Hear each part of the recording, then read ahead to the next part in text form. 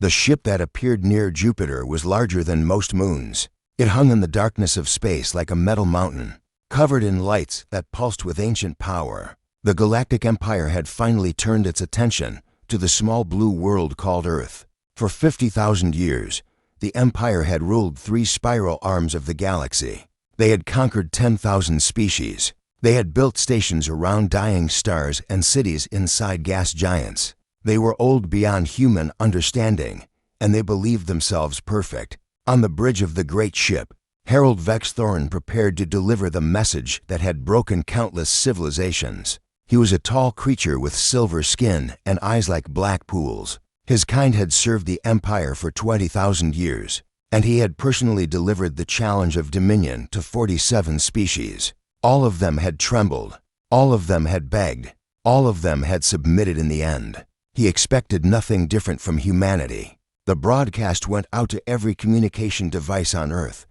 Every phone, every television, every computer screen flickered and showed the herald's face. His voice spoke in perfect English, translated instantly by technology humanity could not begin to understand. "People of Earth," the herald said, "the Galactic Empire has watched your rise. You have spread to your moon and to Mars. You have sent your machines to the edges of your star system. This is noted. This is acceptable. But now you must prove your worth."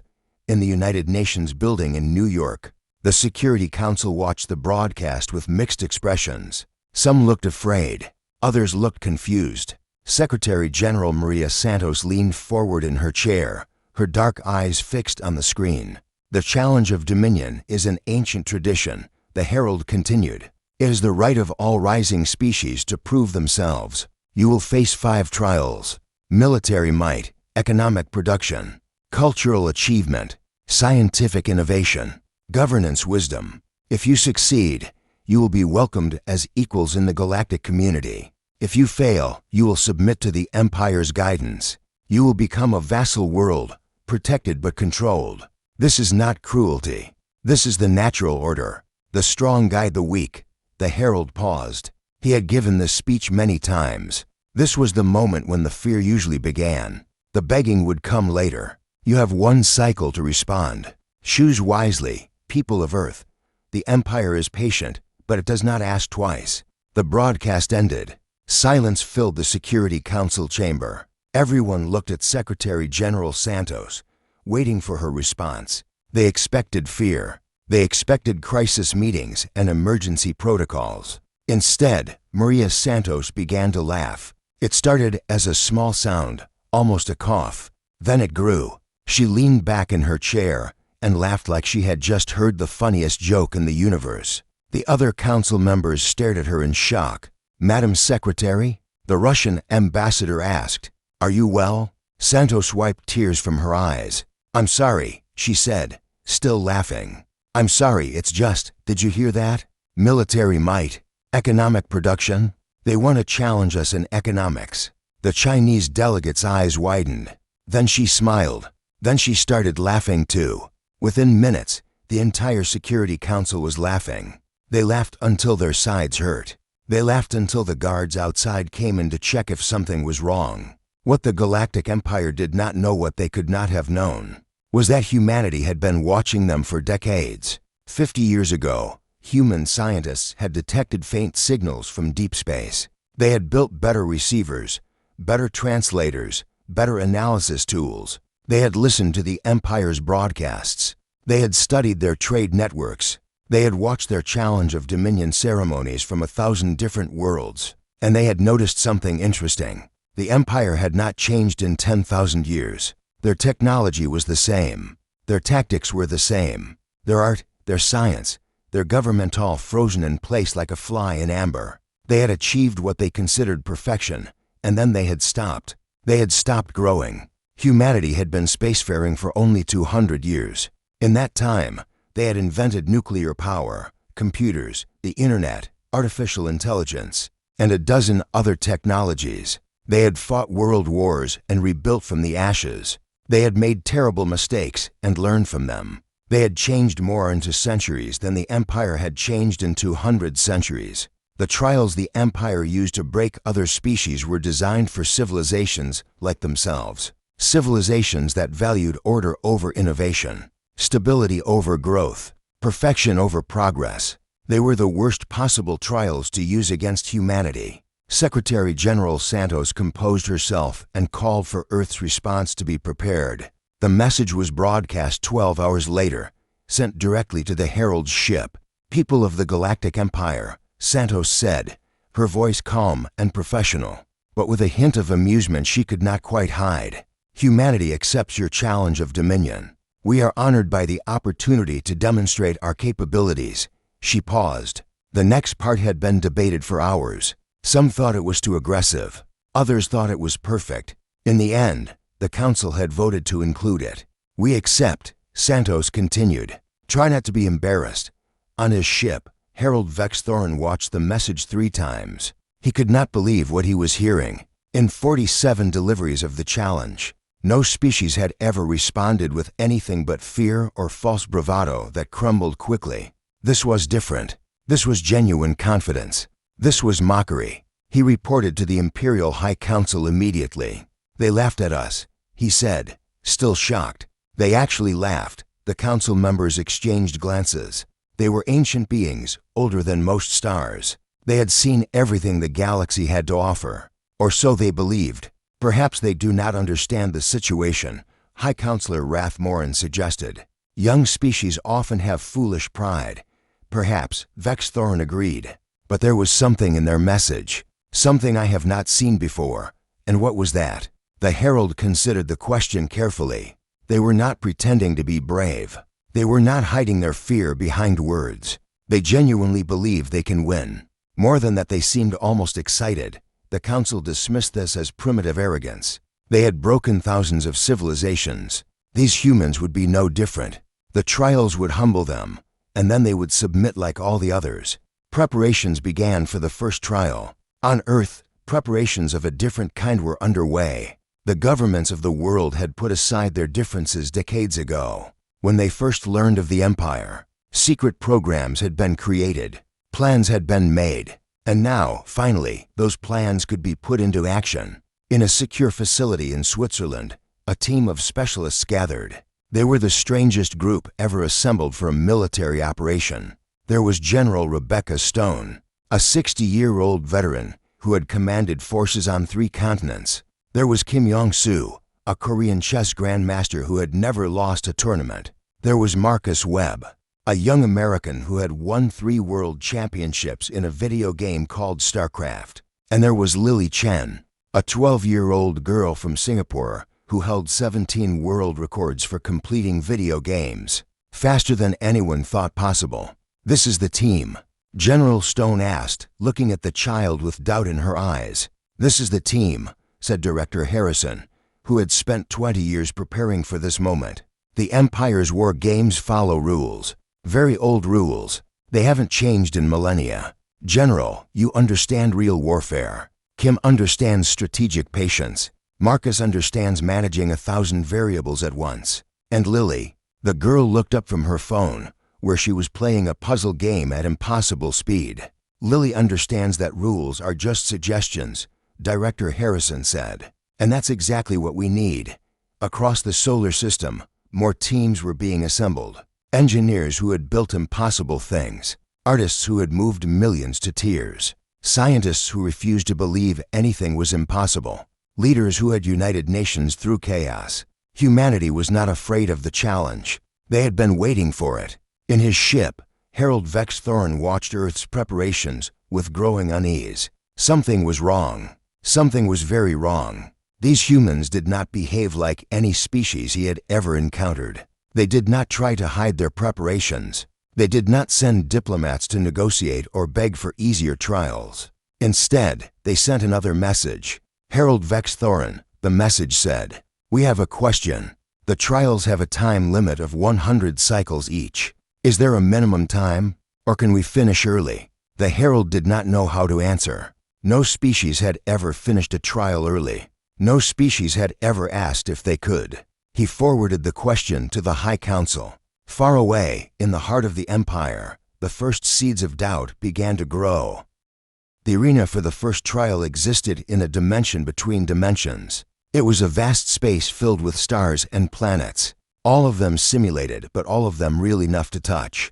Here, fleets could clash without anyone dying. Empires could rise and fall in hours. It was the most advanced war simulation in the galaxy, and it had been used to test military minds for 30,000 years. Grand Admiral Vorkath stood at his command platform, his forearms folded across his chest. He was 900 years old, and he had never lost a battle. Not in simulation, not in reality. His strategies were taught in every military academy in the Empire. His name was spoken with reverence across 1,000 worlds. Today, he would teach these humans their place. The rules were simple. Each side controlled a fleet of 1,000 ships. Each side had the same resources, the same technology, the same starting positions. Victory came when you destroyed the enemy's command ship or captured their home world. The trial would last 100 cycles, but most matches ended in 20. Admiral Vorkath expected this one to end in 10. The human team appeared on the opposite platform. The Grand Admiral studied them with his 4 eyes, and what he saw confused him. There was an old female in military uniform acceptable.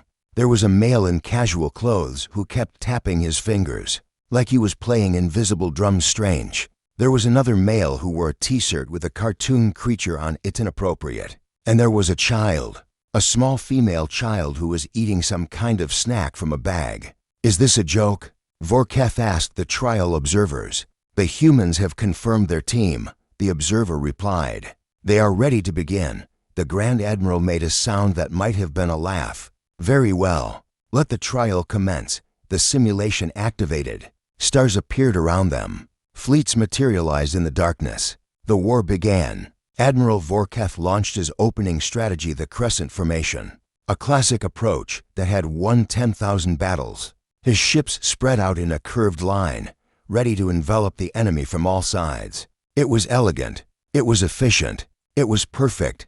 The humans did not use a formation at all. Their fleet scattered in random directions. Ships flew alone or in small groups of 2 or 3. There was no pattern, no strategy that Vorkath could recognize. It looked like chaos. What are they doing? He muttered.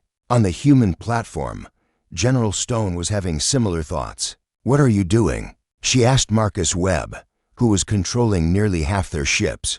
Trust me, Marcus said, his fingers flying across the controls. In StarCraft, we call this a Zergling rush, but slower and stupider looking, until it isn't.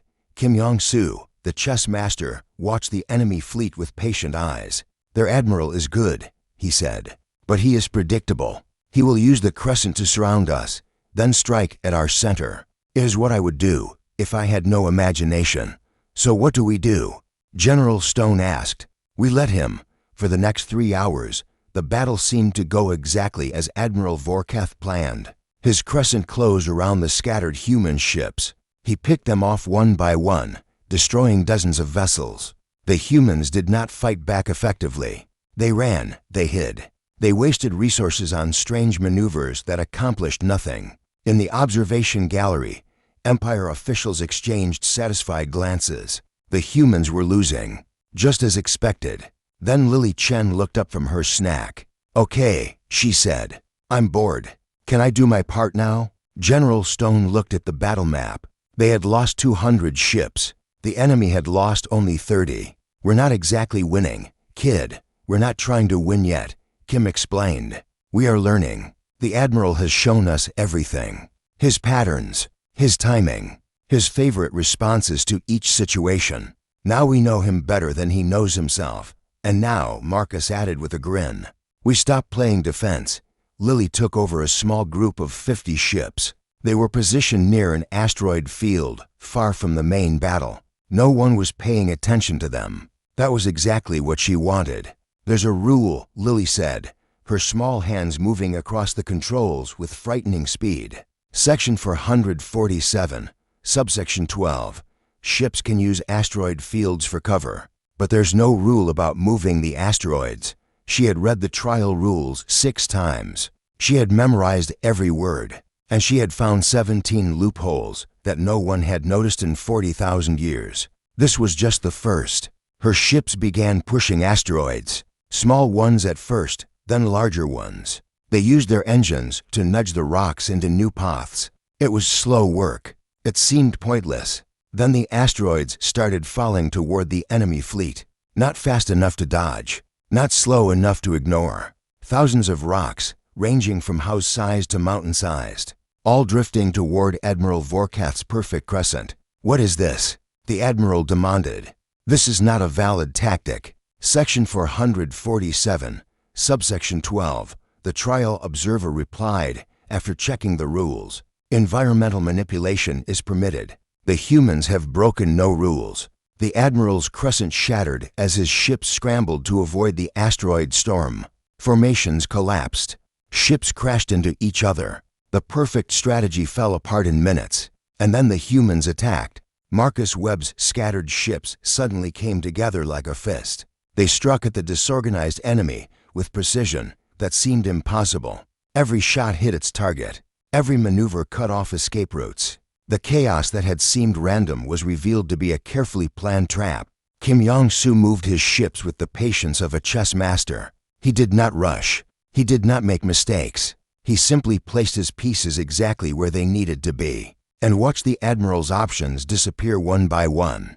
General Stone coordinated the overall battle, her decades of experience guiding the younger team members. She knew when to push and when to hold back. She knew how to turn a small advantage into a large one, and Lily kept finding loopholes. Section 891 says command ships can't be attacked directly until half the fleet is destroyed, she announced, but it doesn't say anything about boarding parties. "Can we teleport soldiers onto his ship?" They could, they did. Admiral Vorkath suddenly found himself fighting a war onto fronts in space, and inside his own command vessel.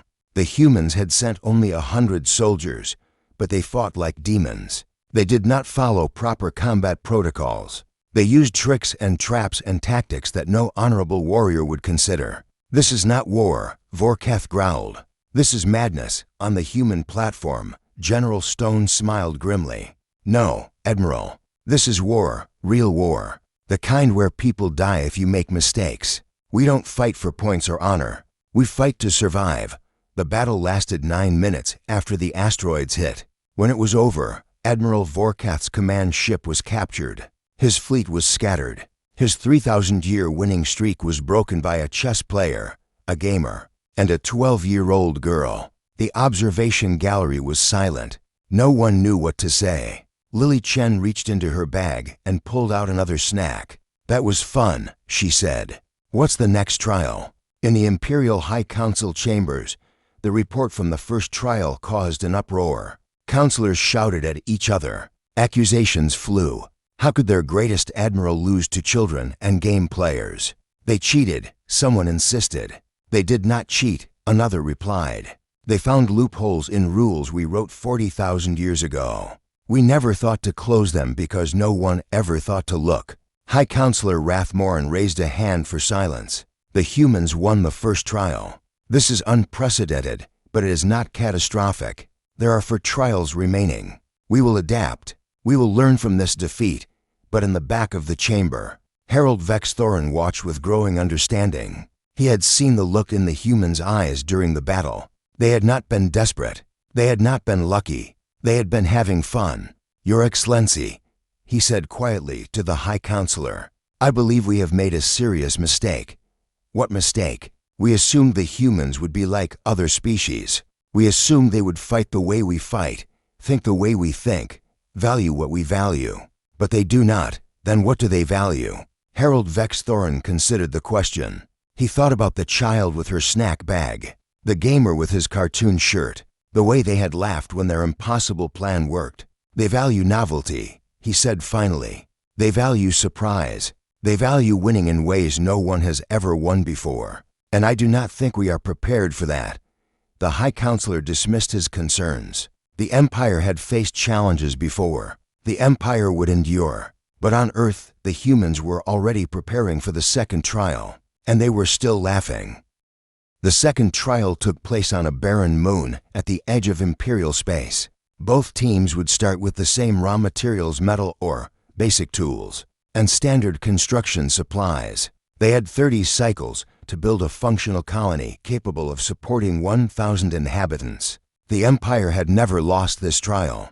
Their automated systems were flawless, their construction methods refined over millennia. Master Builder Keth Soren arrived at the moon with quiet confidence. Her species had built the greatest structures in the galaxy. Her personal record included 7 orbital stations, 2 artificial planets, and the famous Bridge of Stars that connected to solar systems. She had won the economic production trial 43 times. The humans sent 1,200 workers in mismatched uniforms, carrying equipment that looked like it had been assembled from spare parts. They argued loudly about where to set up their base camp. 3 different foremen claimed to be in charge. It was chaos before they even began. "This will be easy," Master Builder Keth Soren said. She was wrong. The Empire team began their work with smooth efficiency. Machines moved in perfect patterns. Workers followed precise instructions. Walls rose according to ancient blueprints that had never failed. By the end of the first cycle, they had completed their foundation and begun the primary structure. The humans spent the first cycle arguing. They argued about the design. They argued about the materials. They argued about who would do which job. Their foreman drew diagrams in the dirt and shouted at each other. Imperial observers watched with amusement. Then something strange happened. On the second cycle, the arguments stopped. Or rather, they transformed. The humans had not been fighting, they had been competing. Each foreman had proposed a different design, and the workers had voted on which elements to keep. The final plan was a combination of all 3 approaches, taking the best ideas from each. And then they built. Humans, the Empire discovered, did not need sleep the way other species did. They could push through exhaustion on willpower alone. They called it pulling an all-nighter and spoke of it like a badge of honor. Workers who should have collapsed after 20 hours kept going for 30, 40, even 60 hours before resting. They also cheated. Not against the rules were carefully designed to prevent actual cheating. But they bent every rule to its breaking point. When the regulations said they could not use automated systems beyond a certain level, they created semi-automated systems that required a human to press one button every few minutes. When the rules limited the size of their construction machines, they built smaller machines that worked together like a hive of insects. "Is this permitted?" Master Builder Keth Soren demanded. The trial observers checked the rules carefully. Yes, they admitted. It is. Unexpected, but permitted. By the 5th cycle, the humans had caught up. By the 10th cycle, they had pulled ahead. By the 15th cycle, their colony was complete. Complete and inhabited. The rules said the colony must be capable of supporting 1,000 inhabitants. They did not say it had to be empty. The humans had brought settlers with them, volunteers, who were willing to live in an unfinished structure while construction continued around them. Children played in half-built parks. Families ate dinner in cafeterias that still smelled of fresh concrete. "This is not how it is done," Keth Soren protested. "Construction must be finished before habitation begins." "Where does it say that?" a human foreman asked. It did not say that anywhere. It was simply how things had always been done. The Empire had never questioned it. The human colony was messy. Cables ran along floors instead of inside walls. Temporary structures stood next to permanent ones. Signs pointed to facilities that were still being built. It was chaos. It was also full of life. Laughter echoed through the corridors. Music played from portable speakers. Someone had already started a garden in the common area, growing vegetables in recycled containers. Master Builder Keth Soren finished her colony 8 cycles later. It was perfect. Every surface was smooth. Every system was optimal. Every measurement was precise. It was also empty. The trial judges toured both colonies. The Empire's structure was a masterpiece of engineering. The human structure was a masterpiece of something else something. The judges did not have a word for. "How do you explain this?" a judge asked the human foreman. The foreman shrugged. "Explain what? We needed a colony, so we built one. We needed people to live in it, so we moved them in. What's complicated about that? But it is not finished." "Sure it is. People can live here, can't they? That was the goal. Everything else is just decoration." The judges ruled in humanity's favor. The colony met all requirements. It had been completed faster. and the inhabitants seemed significantly happier. Though this was not technically part of the scoring criteria, the third trial began one cycle later. Cultural achievement was considered the easiest trial by most species. You simply presented your finest artistic work and allowed the judges to evaluate it.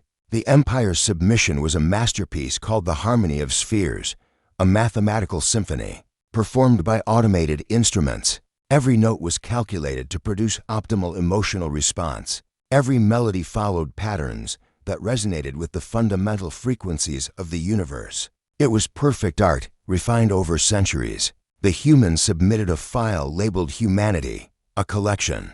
The judges gathered in the great auditorium to experience both submissions. The Empire's symphony played first. It was beautiful. It was moving. It was technically flawless. The judges nodded in appreciation. Several made notes about particular passages that demonstrated exceptional skill. Then the human submission began. It was not a single work. It was thousands of works, edited together into a continuous stream of sound and image. There was a baby laughing for the first time. There was an old man crying at his wife's grave. There was a teenager playing guitar badly in his bedroom, and a concert pianist playing the same song in a grand hall. There was silence after a disaster, and cheering after a victory. There was a comedian telling jokes to a crowd of strangers, making them laugh until they could not breathe. There was a soldier writing a letter home, not knowing if he would survive to see it delivered. There was a group of friends singing badly round a campfire, and a choir singing perfectly in a cathedral. There was everything, the beautiful and the ugly, the sad and the happy, the terrible and the wonderful, all of it human, all of it real. High Judge Venkater watched with ancient eyes that had seen 10,000 performances. She had never cried. Her species did not produce tears. It was considered a biological defect eliminated long ago. Halfway through the human submission, she discovered that her eyes were wet. "What is this?" she whispered. The human representative, a young woman who worked as a museum curator, answered quietly, "This is us. This is what it means to be human. We are not perfect. We make mistakes. We fight and hurt each other. But we also love and help each other. We feel everything, all the time, and we would not give that up for anything. It is so chaotic." Yes, that is the point. Life is chaos. Art should be too. The Empire's symphony was perfect. The judges agreed on that. But perfection, they realized, was not the same as greatness. The human submission was messy and imperfect, and sometimes painful to experience. It was also alive in a way that the Empire's art had not been for centuries. The judges deliberated for hours. In the end, the vote was unanimous. "The trial of cultural achievement goes to the humans," High Judge Venkater announced. Their submission was not superior in technique, but it was superior in truth. It made us feel things we had forgotten we could feel. That is the purpose of art. That is what we had lost. The human curator smiled and bowed. She did not gloat. She did not mock. She simply said, "Thank you for listening." In the Imperial High Council chambers, panic was beginning to set in. 3 trials, High Counselor Rathmoran said. "They have won 3 trials. This has never happened. They cheated," someone insisted again. "They did not cheat," Vex Thorin replied. He had watched every trial carefully. "They simply approached each challenge differently than we expected. They do not think in straight lines. They do not value perfection over results. They are adaptable in ways we are not. Then we must adapt, can we? We have not changed our methods in 10,000 years. We have not needed to." But now, the council fell silent. They were facing a truth they had avoided for millennia. The Empire had stopped growing. They had achieved what they considered perfection, and then frozen in place. They had mistaken stagnation for stability. And now a young species from an unremarkable world was showing them everything they had lost. 2 trials remained. The council promised that humanity would not win again. On Earth, the humans prepared for trial 4, and they were still laughing. The 4th trial was supposed to be impossible. 10,000 years ago, the Empire had faced a crisis. A star in a populated system had begun to die. Its core was collapsing in an unstable pattern, and within a century it would explode, destroying 12 inhabited worlds. The greatest minds of the Empire worked on the problem for generations. They tried everything. They failed at everything. In the end, they evacuated the system and watched the star die. 40 billion people lost their homes. The Empire declared stellar stabilization impossible and moved on. Now that same problem was given to humanity. Stabilize this simulation of the dying star. The trial instructions said, you have 100 cycles. The Empire's best attempt lasted 60 cycles before failure. Matching or exceeding this time will be considered acceptable. Actual stabilization will be considered exceptional. The human science team gathered in the simulation chamber. There were 12 of them: physicists, engineers, mathematicians, and one philosopher who had been included over the objections of the rest. Their leader was Dr. Sarah Chen, a woman who had spent her career studying problems that other scientists said could not be solved. The Empire worked on this for 10,000 years, said Dr. Yuki Tanaka, the youngest member of the team. What makes us think we can do better? Dr. Chen smiled. Because they knew it was impossible. So they stopped trying to do the impossible. They only tried things they thought might work. And us? We don't know it's impossible. So we're going to try everything, including the things that definitely won't work. And then we're going to try the things that can't possibly work. And then we're going to try the things that don't even make sense. The simulation began. For the first 20 cycles, the human team simply observed. They ran tests. They gathered data. They asked questions that the Empire had never thought to ask. Why was the star dying in this particular pattern? What forces were at work? What assumptions were they making that might be wrong? The Empire's approach had been to fight the star's collapse directly. They had tried to add energy to the core, to push back against gravity, to hold the star together by force. It had slowed the collapse but never stopped it. The star always won in the end. We're thinking about this wrong. Dr. Chen said on the 21st cycle, we're trying to beat the star. But you can't beat a star. It's too big, too powerful. We need to work with it instead of against it.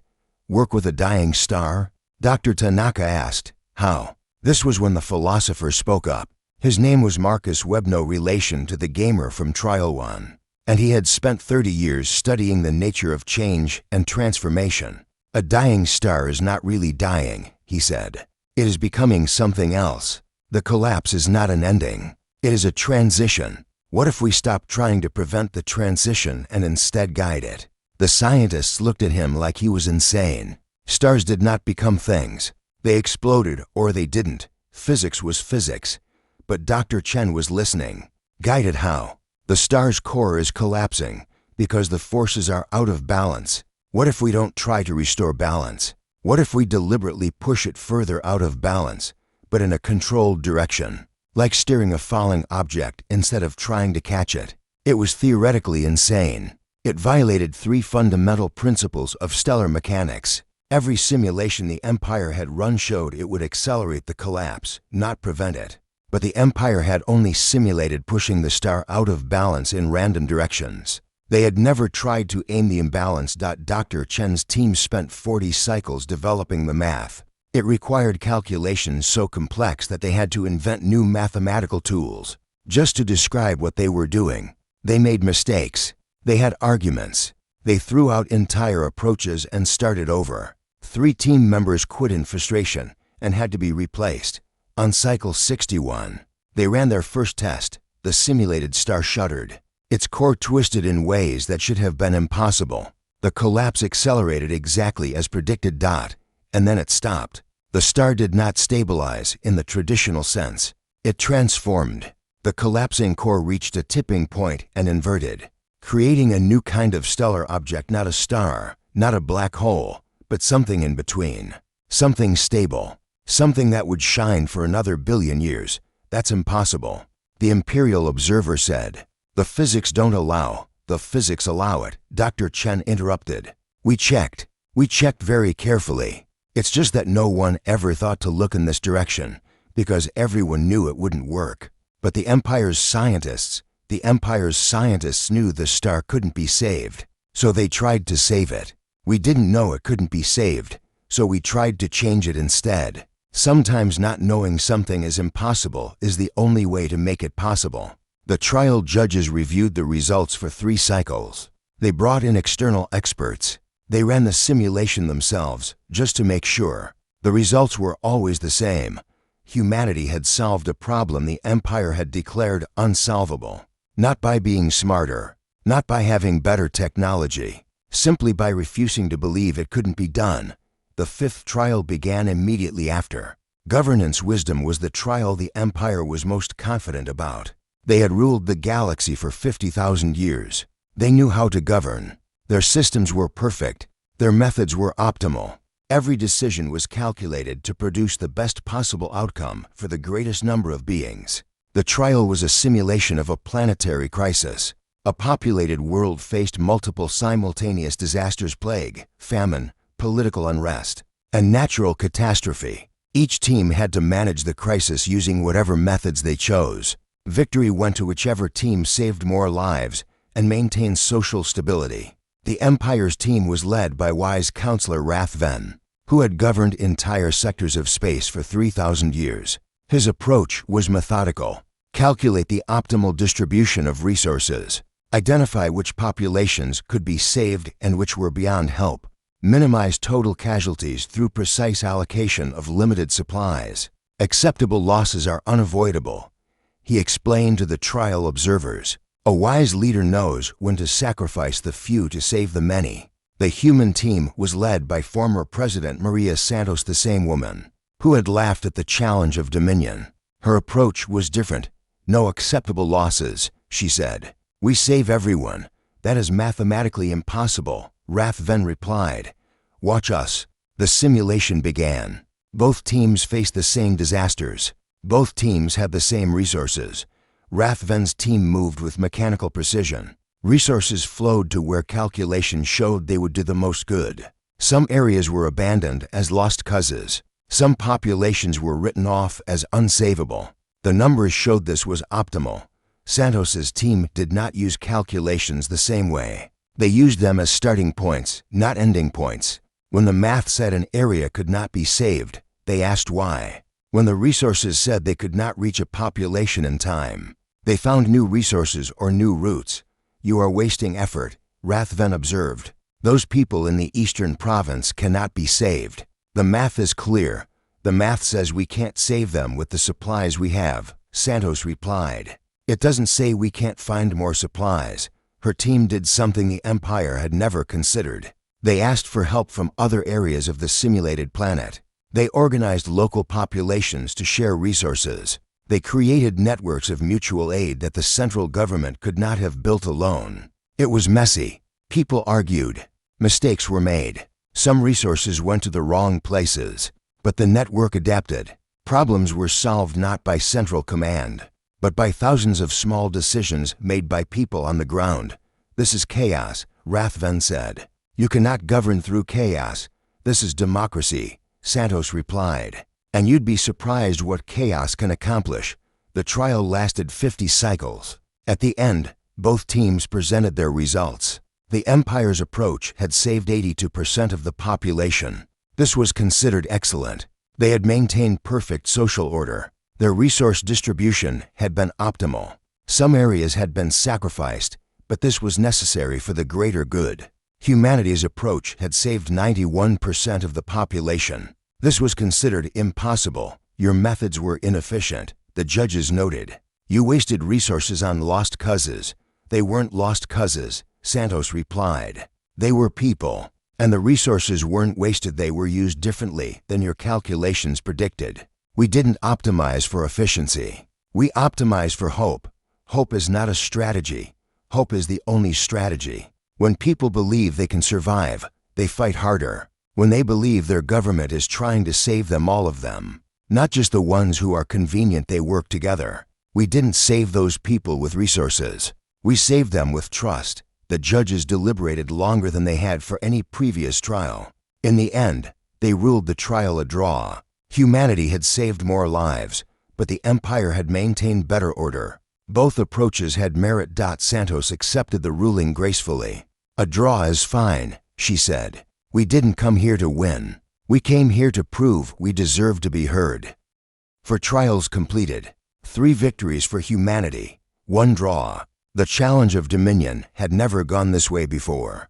In the Imperial High Council, the debate continued long into the night. What did this mean for the Empire? For the galaxy? For the future? Harold Vex Thorin watched from the shadows, and he began to understand something that his superiors had not yet grasped. The humans had not just won. They had shown the Empire a mirror, and what the Empire saw in that mirror was troubling. They saw stagnation where they had believed there was stability. They saw weakness where they had believed there was strength. They saw a civilization that had stopped growing 50,000 years ago and had been slowly dying ever since.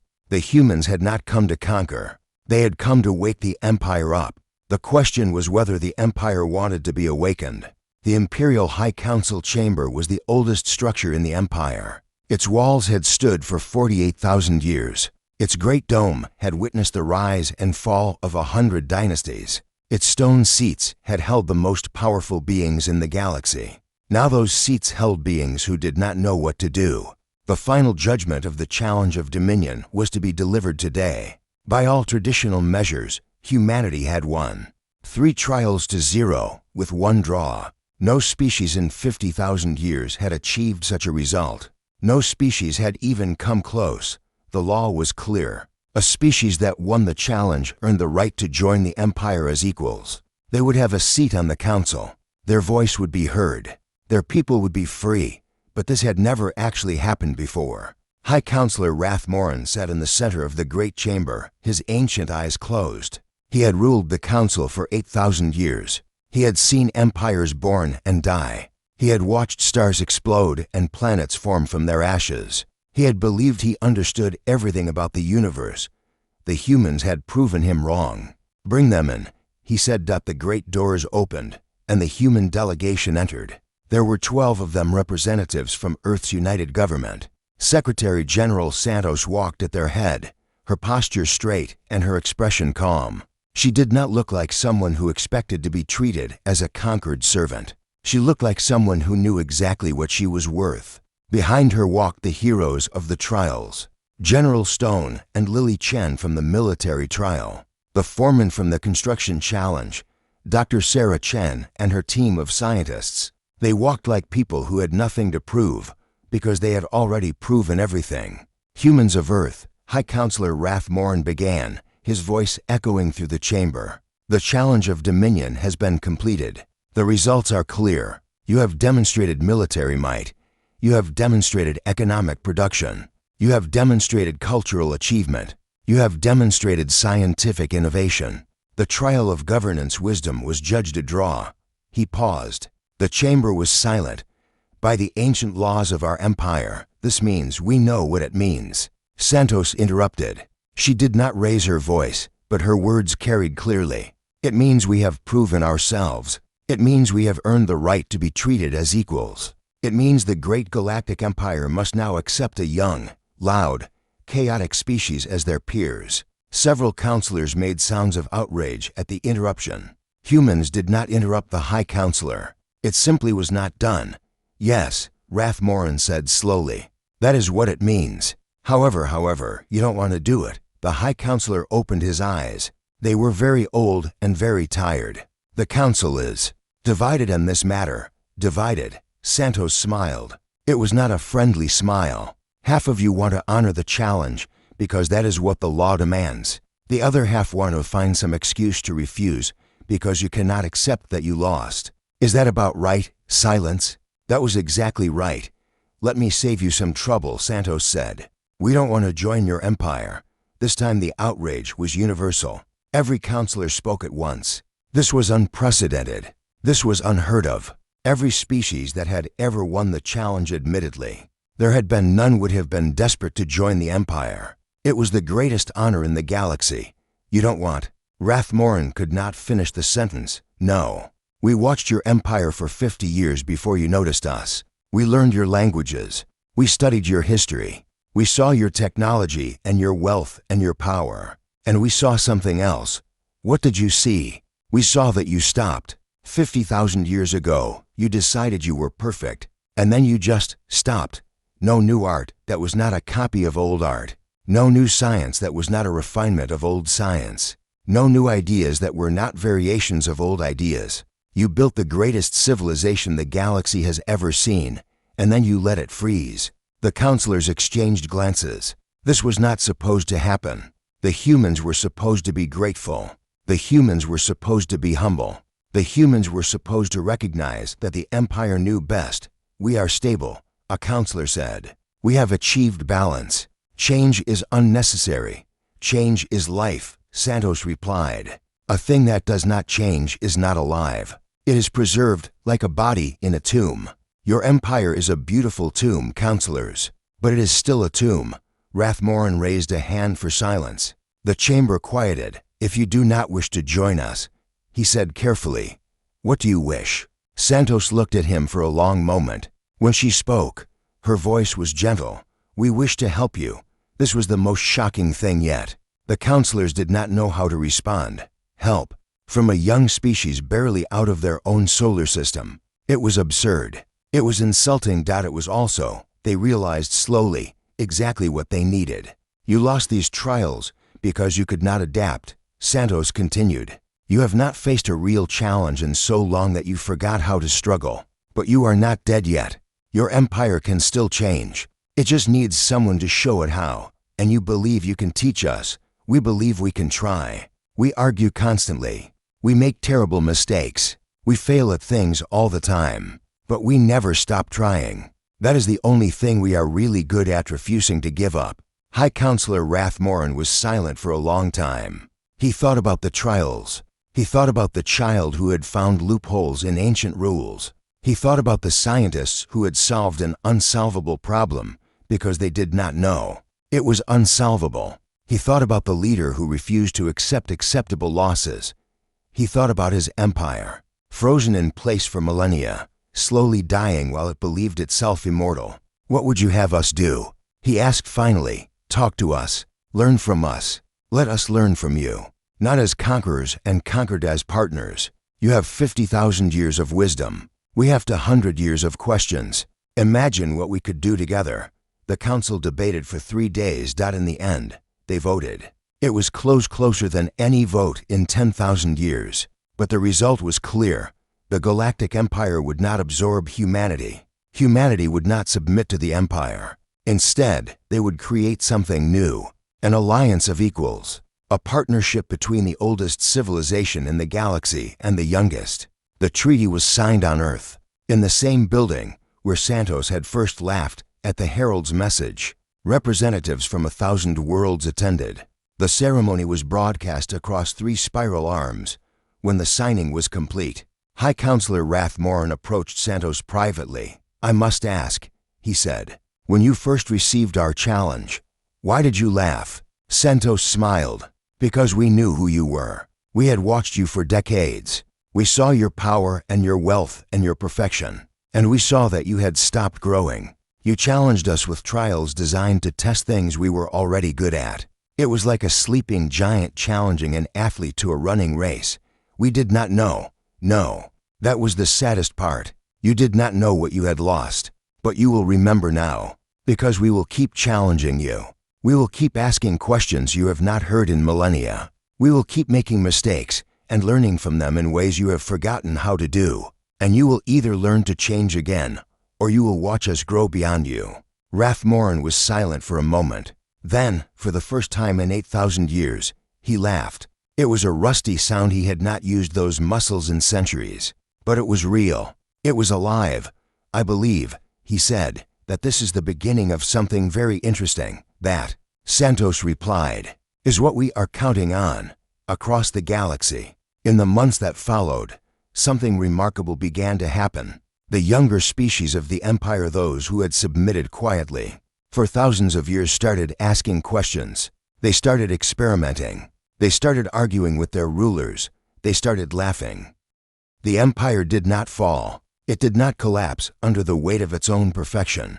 Instead, it began to change, slowly at first, then faster. New art appeared that broke the old rules. New science explored directions that had been forbidden for millennia. New ideas spread like fire through a forest that had been dead and dry for too long. It was messy. It was chaotic. It was nothing like the perfect order the Empire had maintained for 50,000 years. It was also alive, in a way the Empire had not been alive for longer than anyone could remember. And at the center of it all were the humans, still arguing, still making mistakes, still laughing at challenges that were supposed to frighten them. They had not conquered the galaxy. They had done something far more dangerous.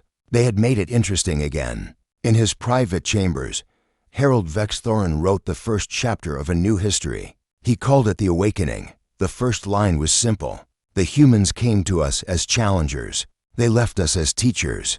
And the galaxy would never be the same.